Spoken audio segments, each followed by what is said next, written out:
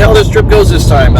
We tried to do a vlog back in March when we came down and ended up just obliterating a tire and couldn't make the whole trip.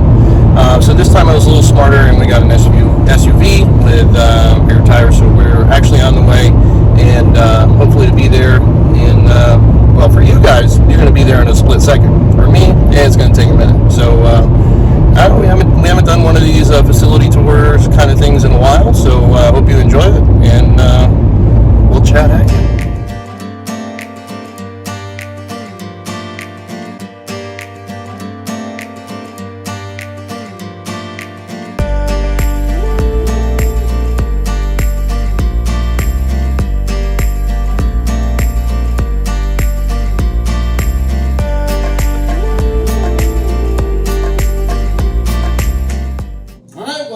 We finally made it. Your trip was a lot faster than mine. It ended up being about 3.5 hours to get out to see Shane. But the ride was pretty easy. We hit some traffic in Nashville or whatever, which is notorious for bad traffic. But once we got past that, smooth sailing. And as you can see, we're in the small town. Yeah, small town snake pit. Yeah. So. Yeah, rock on. That's at the end, right? No, that's your video. Yeah. I'm getting confused here. So what we're going to do today is we're going to take a quick look at 5 of Shane's top ball pythons, and then there's going to be a little treat at the end. So you definitely want to stick around and see what that last animal is going to be. So what do you want to start with? What do you want to tell the world? Show the world. What do I want to show the world? Let's show a sentimental one. This is one of my favorite ones I got from our good friends at Hardwired Exotics.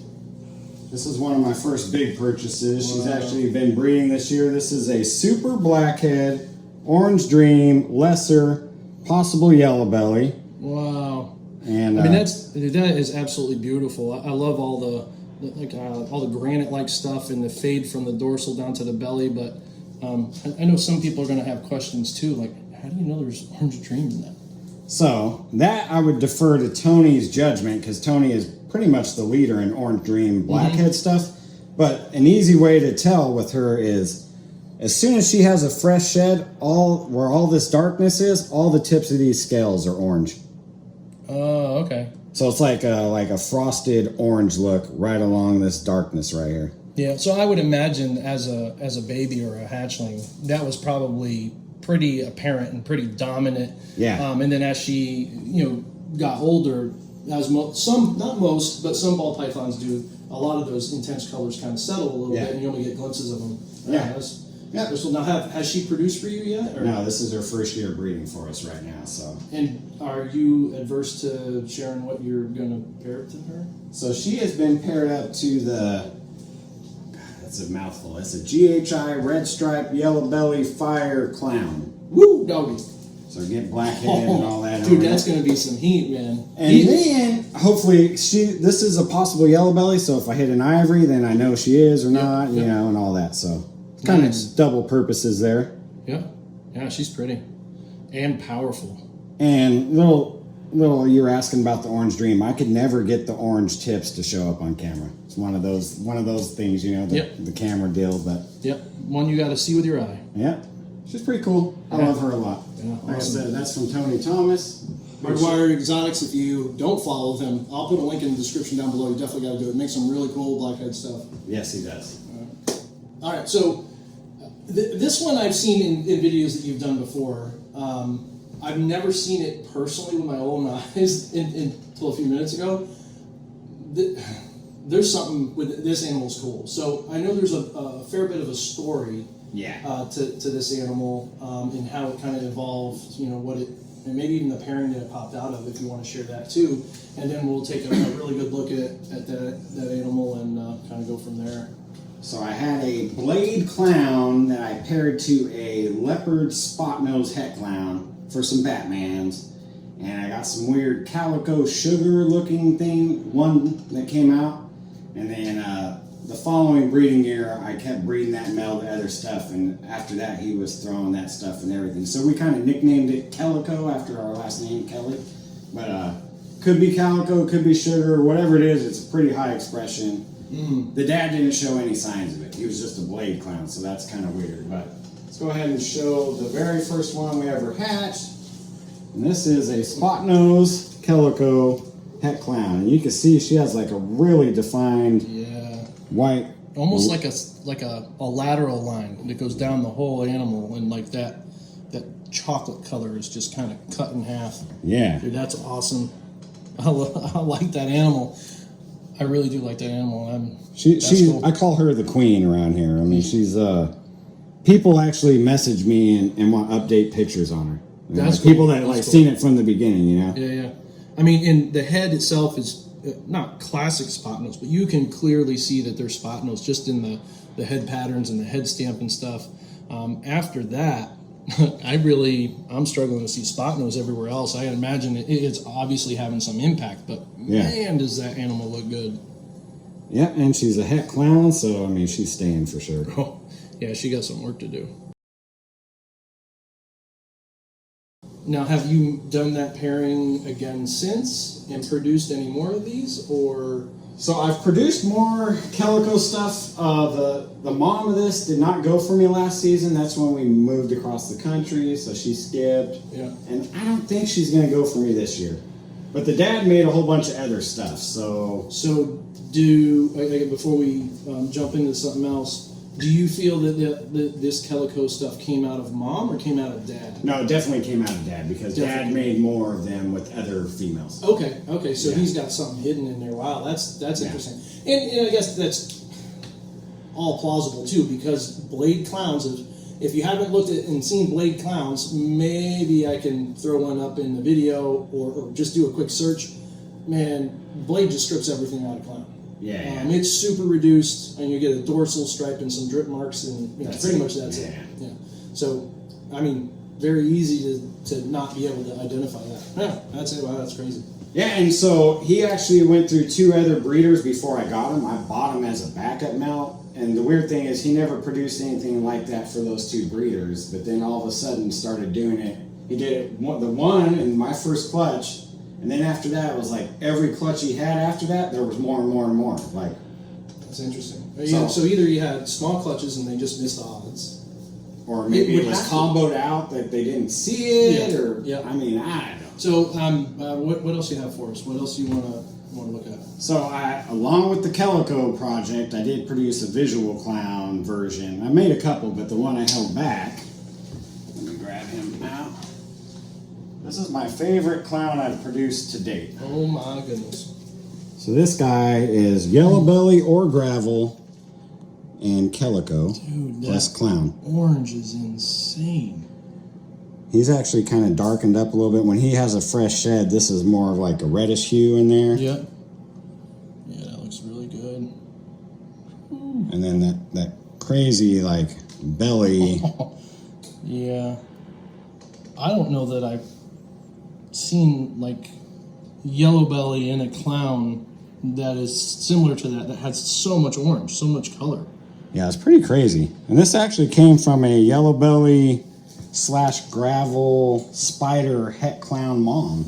Oh. So I didn't even really expect to get anything like this out of that pairing. And when this one hatched, I was like, wow, I didn't expect that. Yeah, that's beautiful, dude. And this is a male? This is a male.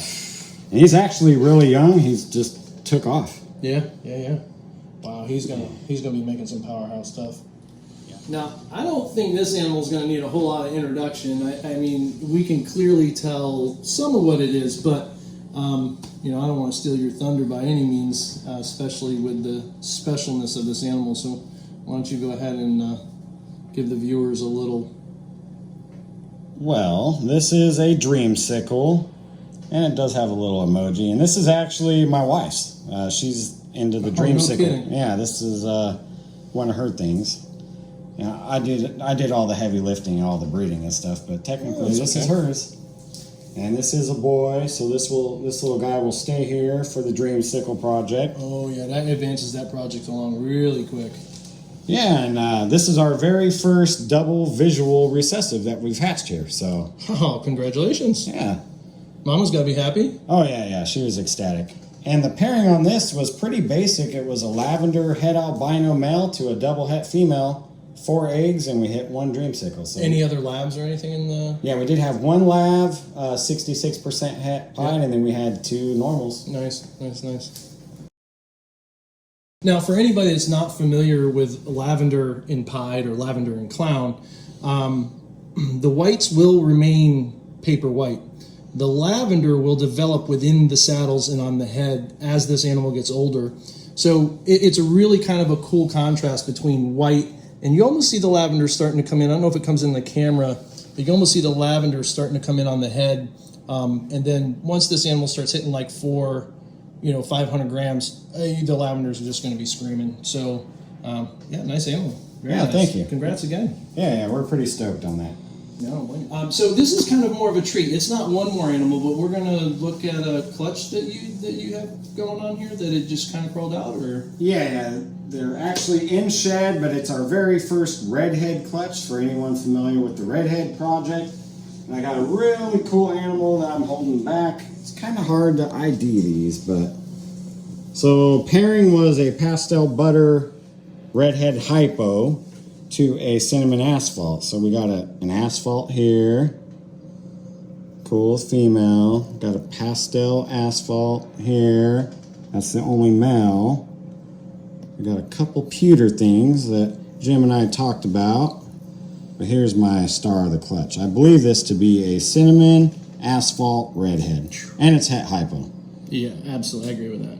But I don't even, I like the darkness on this. I don't even know if I want to see a hypo version, but the hypo version would be nuts, dude.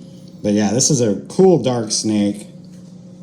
Oh, look at that! Yeah, you can see all the oranges coming in on the belly. Yeah. Now, granted, that may actually be the pinks. A lot of these animals are kind of really deep in shed, so the bellies tend to pink up. So that orange-ish could just be the belly pinking up for shed. And this clutch seems to be really curious. They're always trying to get out. But the pewter ones, I think we kind of said this one probably has butter. Mm-hmm. And then this one maybe has butter, but probably has Redhead. Look at the head for sure kind of yells Redhead.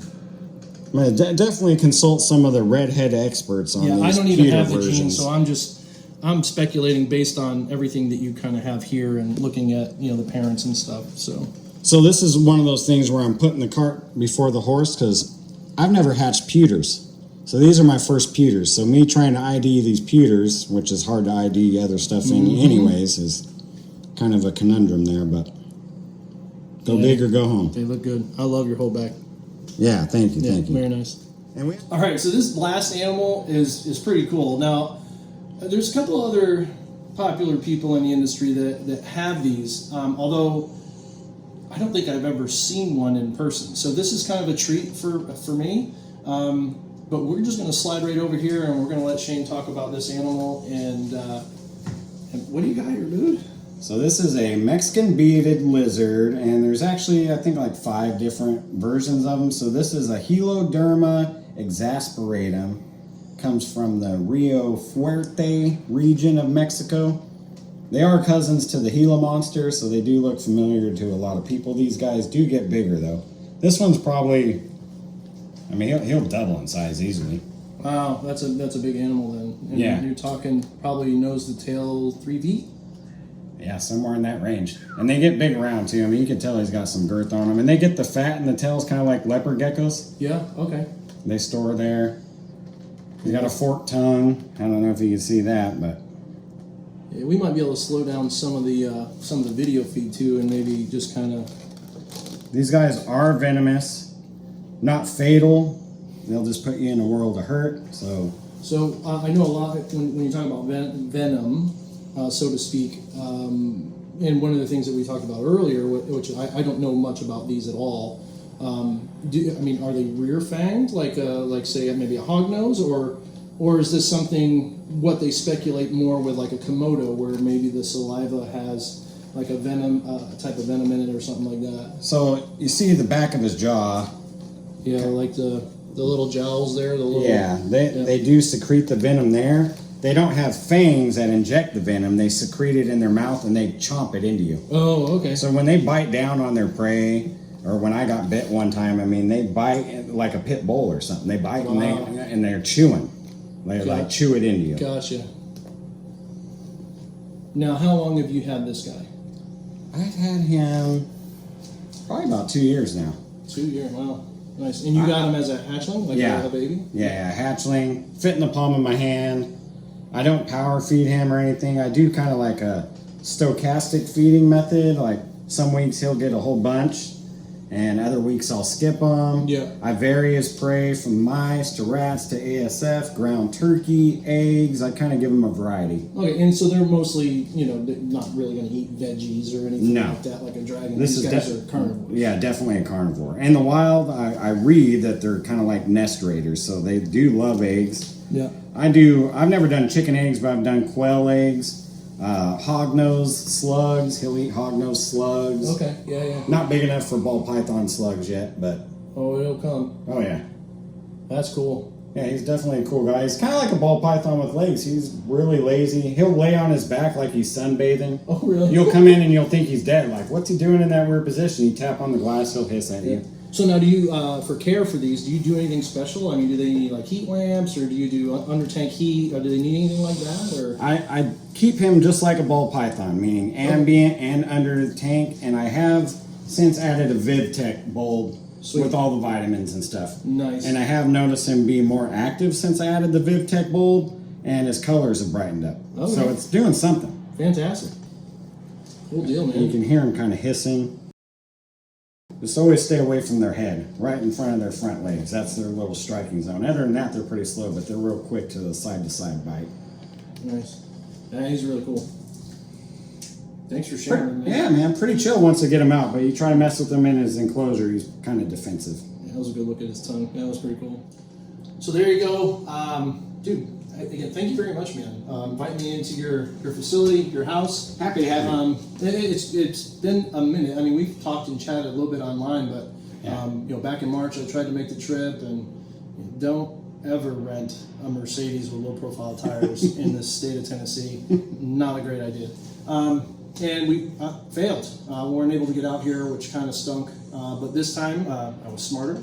And we got an SUV with bigger tires, so the potholes weren't as big a thing. Yeah. And it was a good time. I'm glad we were able to make it out here, and and thanks so much for sharing your place and your animals with with the followers and stuff. I really appreciate it. Yeah. No, I'm happy to have you here, and thanks for filming. Yeah, man. Yeah. Thank you. So thank you guys for following along and hanging out with us. I know I haven't done one of these in a long time, so it was a little awkward in the beginning. I had to kind of get my brain going, but. Yeah, thanks for joining us, and hopefully we'll see you on another one pretty soon. Peace.